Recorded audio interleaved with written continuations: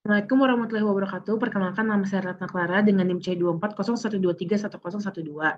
Di sini saya akan menjelaskan mengenai kultur Dapnia sebagai tugas mengganti dari praktikum ke-12.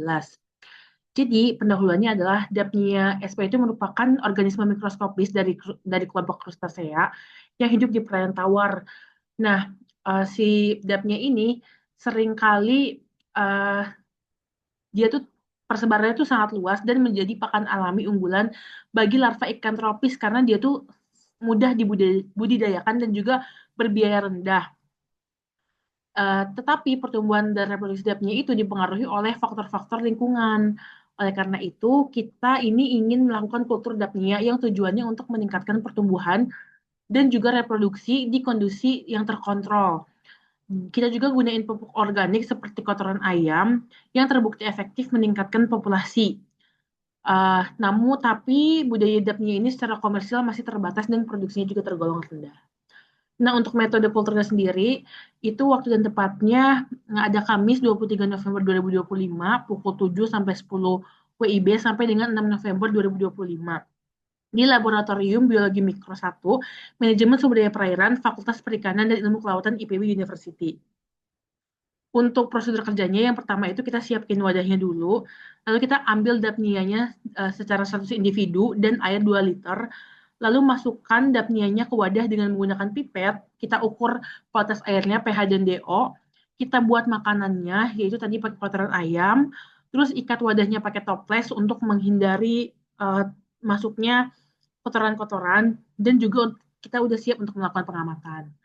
Nah, hasil pengamatan menunjukkan bahwa laju pertumbuhan dapnia awalnya pada hari ke-0 dan ke-4 itu sama-sama di nol karena pada hari uh, ke-0 itu terjadinya kematian dapnia sehingga pada hari ke-4 kita melakukan pengamatan pengamatan ulang. Lalu meningkat dan menurun pada hari ke-11 dan meningkat kembali pada hari ke-14.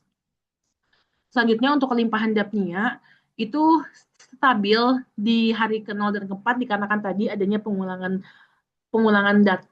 perlakuan dan meningkat seiring berjalannya hari. Nah, untuk pertumbuhan perlakuan A dan B terhadap waktu bisa dilihat untuk yang dapnia 100 individu dan juga 200 individu. Untuk yang 100 itu awalnya mengalami peningkatan, penurunan dan juga meningkat, tetapi untuk yang 200 itu mengalami penurunan pertumbuhan di akhir. Sedangkan untuk hasil kelimpahan perlakuan A dan B terhadap waktu, baik individu yang 100 maupun 200 sama-sama mengalami peningkatan kelimpahan di setiap waktunya. Berikut merupakan tabel hasil perlakuan A dan juga perlakuan B. Bisa dilihat ya bahwa kelimpahannya setiap hari itu naik, tetapi hari ke-0 dan hari ke-4 sama-sama stagnan, dikarenakan tadi terjadinya kematian individu sehingga harus dilakukan pengamatan ulang. Untuk pembahasannya sendiri, untuk dinamika laju pertumbuhannya, untuk hari ke-0 sampai ke-4 itu bisa dilihat mikronya sama dengan 1 karena kematian awal dan fase adaptasi tadi. Untuk hari yang ke-7 dia tuh naik cepat karena setelah penggantian kultur mencapai titik puncak di 0,16 individu per liter per hari. Sedangkan untuk hari ke-7 sampai ke-11 itu terjadi penurunan akibat meningkatnya kompetisi dan juga keterbatasan sumber daya. Untuk yang perlakuan A, laju pertumbuhan tertinggi itu ada di 0,16 individu per hari karena kompetisi rendah dan pemanfaatan sumber daya lebih efisien, lebih sensitif terhadap penurunan kualitas air sehingga pertumbuhannya itu menurun setelah puncak. Sedangkan untuk perlakuan yang B, itu dinamika lebih stabil karena ukuran populasi lebih besar lah, lebih tahan terhadap kehilangan individu dan laju pertumbuhan maksimum lebih rendah tetapi kestabilan populasi lebih tinggi. Nah, untuk perbandingan kedua kepadatan rendahnya itu menunjukkan pertumbuhan cepat namun kurang stabil. Tetapi untuk kepadatan yang tinggi itu, pertumbuhan lebih rendah namun lebih stabil terhadap fluktuasi lingkungan.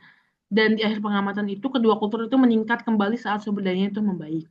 Untuk kesimpulan dan juga sarannya, pertumbuhan dapnya dipengaruhi oleh kualitas media dan kepadatan awal dengan laju pertumbuhan 0 pada 4 hari pertama diakibatkan kematian di awal.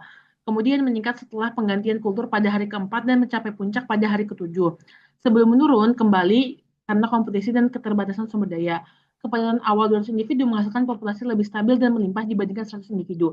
Meski lajunya lebih sedikit lebih rendah.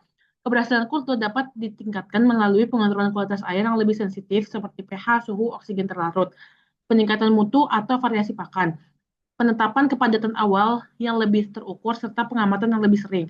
Faktor lain seperti intensitas cahaya, aerasi, dan jenis pupuk organik juga perlu diuji untuk menentukan kondisi kultur yang terbaik. Sekian presentasi dari saya, kurang lebihnya mohon maaf. Wassalamualaikum warahmatullahi wabarakatuh.